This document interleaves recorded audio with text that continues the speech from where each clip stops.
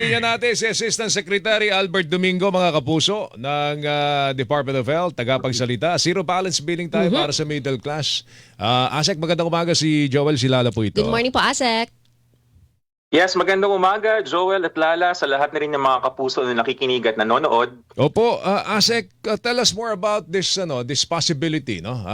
Na ang middle class ay ma-cover po ng zero balance billing. Pero siguro una sa lahat, malaman natin, Lala, ilan na ba ang nabebenepisyuhan nitong programang ito? Opo, yung ating zero balance billing sa ngayon, Joel, na makukuha sa mga DOH hospital doon sa mga kwartong basic or ward accommodation. Nasa mga 1.3 million mahigit na po na ating mga kababayan, mga kapuso ang nasilbihan nito.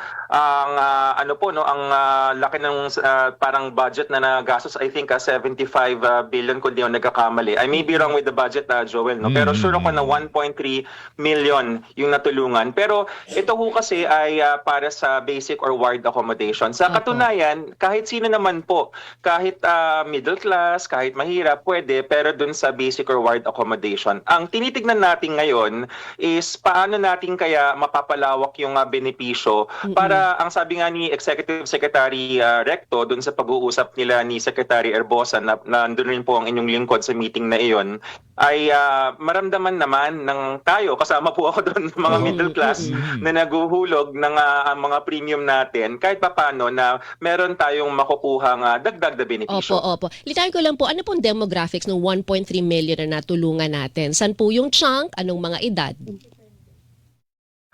Hindi ko hawak, Lala, yung exact details, no? Pero in broad strokes, marami ho dyan ating mga indigents. Okay. Meron na rin pong mga minimum wage earners. Bakit ko alam to? Kasi nagkaroon tayo ng mga anecdotal na reports na po, nakakausap namin. Nag-case study po ang inyong lingkod mismo. Nag-i-interview ho tayo. Tapos makikita po na mga trabahador rin po, hindi sila exact mahirap, pero nagsisimula ng umakyat dun sa mga demographics yung ating nakikita dun sa zero balance billing.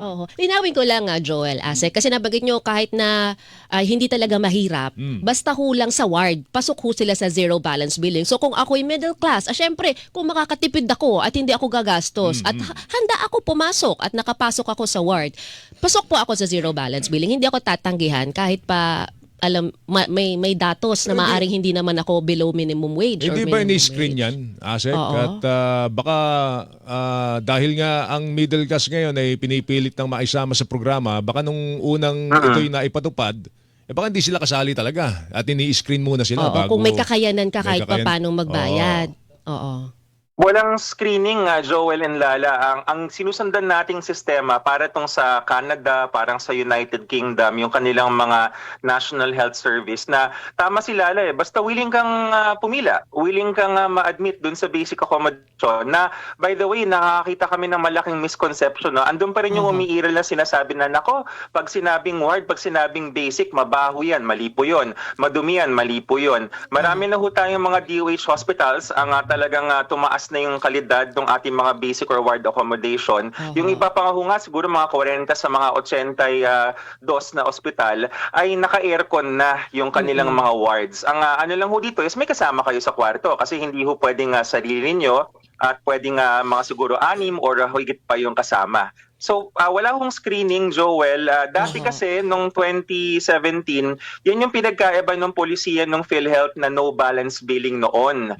Noon kasi, kailangan titignan ng social worker, kikilatisin ka. Talaga bang mahirap ka? Talaga bang kailangan mo o nagpapanggap ka lang?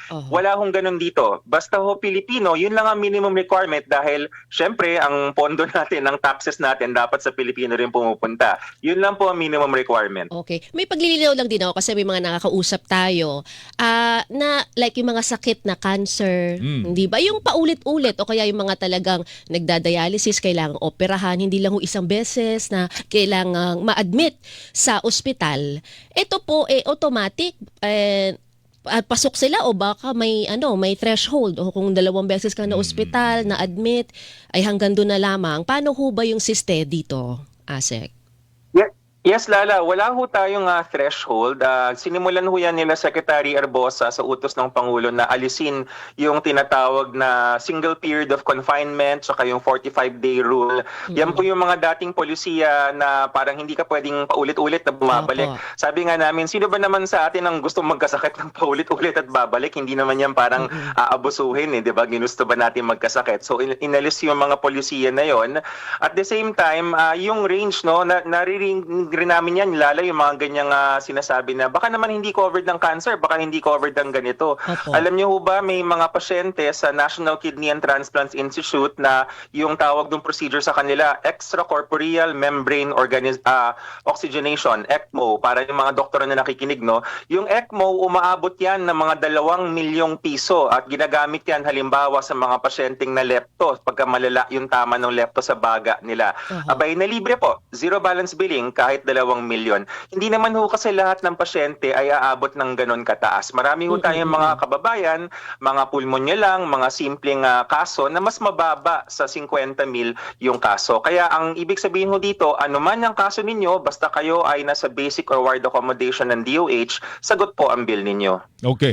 Nabanggit nyo kanina, ASEC, na 1.3 million na po ang nabiyayaan, ano? At nakinabang po dito sa zero balance billing na ito. Although, sinasabi po ninyo, hindi nyo masyadong kabisado kung magkanong pondo na po nailabas po ng pamahalaan po rito. Pero this year, etong pondo ho natin sa 2026, magkano ba ang inialat ng DOH na pondo para ho dito sa zero balance billing na ito? Ang pinanggagalingan ng mga pondo, Joel, ng ating zero balance billing ay kung tutuusin yung maintenance and operating expenses ng mga ospital, number 1. Number 2, meron din silang retained income. At number 3, yun pong ating medical assistance for indigent and financially incapacitated patients or yung MAIFIP. Ito na, Joel, nakita ko na sa aking mga notes, 74.65 Teka. ASEC? na 1.3 na million na pasyente. Tama pala yung hula ko kanina, yung 75. So 74.65 billion ang nagastos sa 1.3. Pag dinivide po ninyo yan, mabilisan, 75 billion divided by 1.3 million, makikita nyo yung kaso on average, nasa 60,000 per patient. Pero Lala, Joel, muli pag sinabi hong average, hindi ibig sabihin hanggang 60,000 lang. Nagkataon lang na yun yung numero na nasa gitna.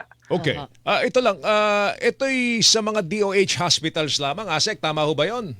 Hindi ba natin to extend yung Alam ko yung meron sa mga coverage? LGU, 'di ba, na pipiliin. Pati ba mga LGU Oo. kasama na ngayon? Ayan na, tama yung tanong mo, Joel, tsaka yung narinig ni Lala, no? Yan ang mismong utos ng Pangulo na sinabi na rin ni ES Recto kay Sec. Ted Herbosa na meron na tayo sa budget natin. So kanina binanggit ko yung budget ng ospital, yung retained income, tsaka yung MAIFIP. Pero may dinagdag na 1 billion, makikita niyo po yan, ang tawag doon Zero Balance Billing UHC Support Fund for Local Government Units. Ibig sabihin, sa ating, dahil devolved yung ating sistema ng kalusugan hindi lahat ng ospital pag-aari ng DOH sa gobyerno. So may mga LGU na mayayaman na may pondo, halimbawa Makati, kaya nilang i-zero balance billing yung kanilang mga constituents kasi malaki yung revenue nila. Meron yung mga probinsya tulad ng Sultan Kudarat, South Cotabato na mataas ang kalusugan sa priority ng kanilang mga governors. So nalilibre nila yung constituents.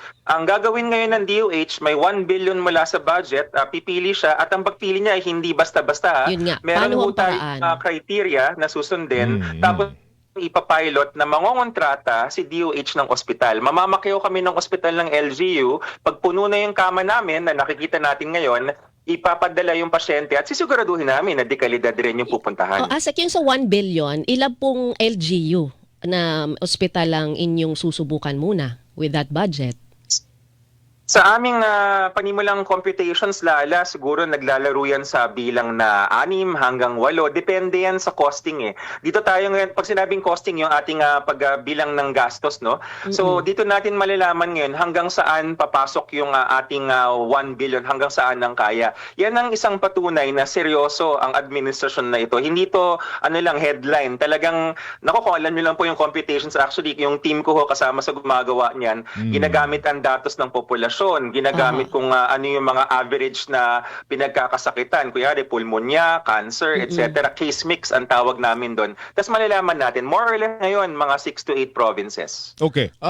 Kanina nabanggit nyo lang, Asek, na meron ng mga middle class patients na nakalusot doon sa zero basta balance sa billing, ward. di ba? Basta sa Basta ward.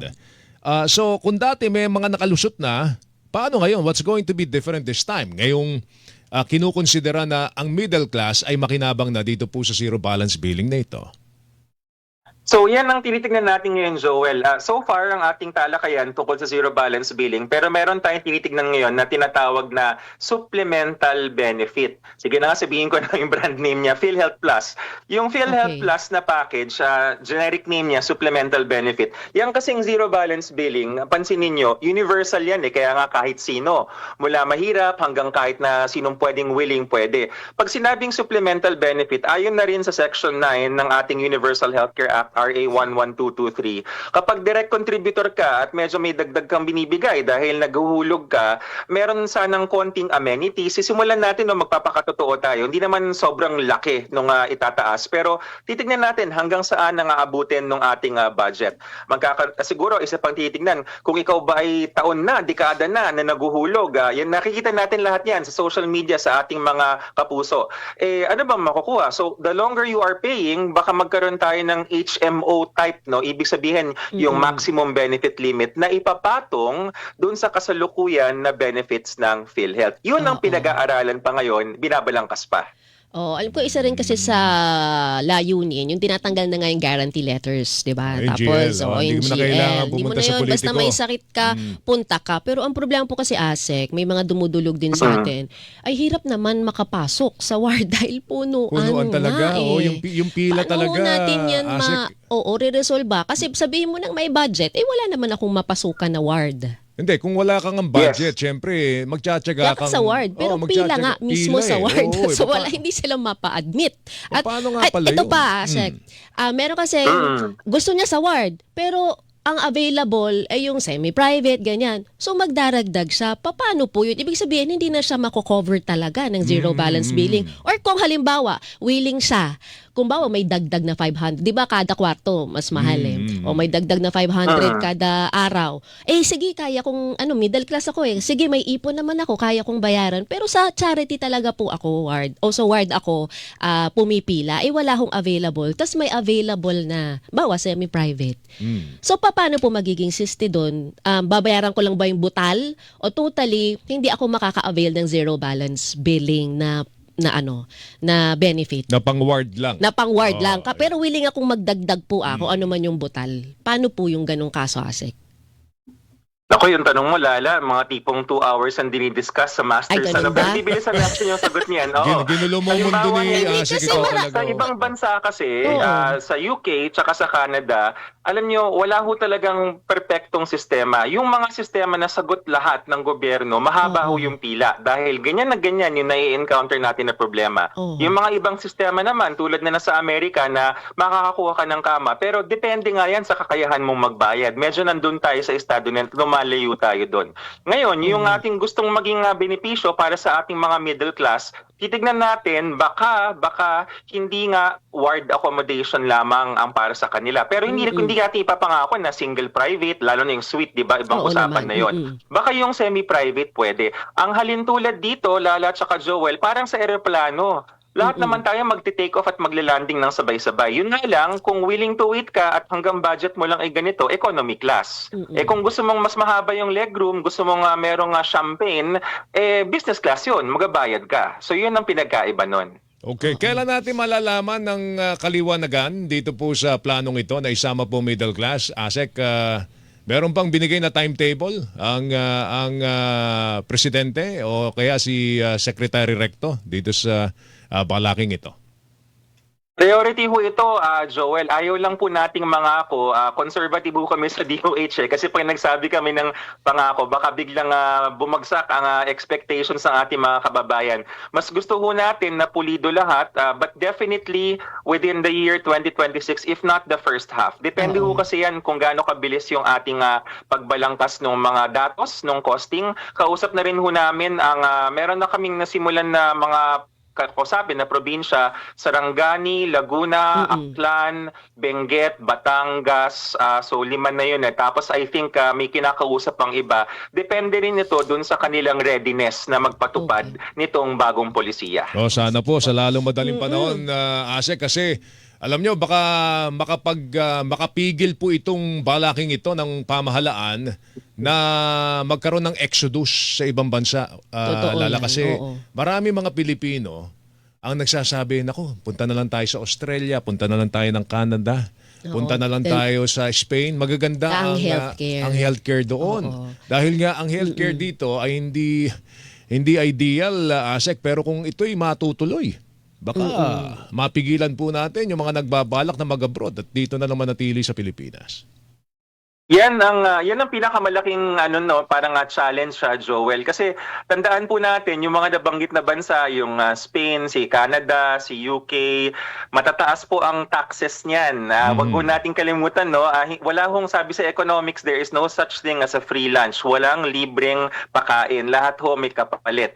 Sa Pilipinas, ayaw natin magtaas ng buwis, kaya talagang hamon po sa atin ay gamitin ng maayos yung budget natin sa tamang pamaraan at polisiya. So yes, parang wag nang pumunta doon. Kung kaya naman dito sa atin, why not? Kaya naman yan. Kaya namang isiksik sa budget yan. Wag lang nanakawin, ASEC, yung budget. Ho? Yun lang. Yun lang. Kasi kaya Yun na tayo yun. nagkakaloko-loko. Sa'yo nang galing pero papunta tayo doon. ASEC, thank you ha. Salamat po, Thank you. ASEC. Salamat rin, Joel and Lala. Magandang umaga sa lahat. Good morning, si ASEC Albert Domingo, tagapagsalita ng Department of Health, mga kapuso. Sa ating Hilingan, walang pinoprotektahan.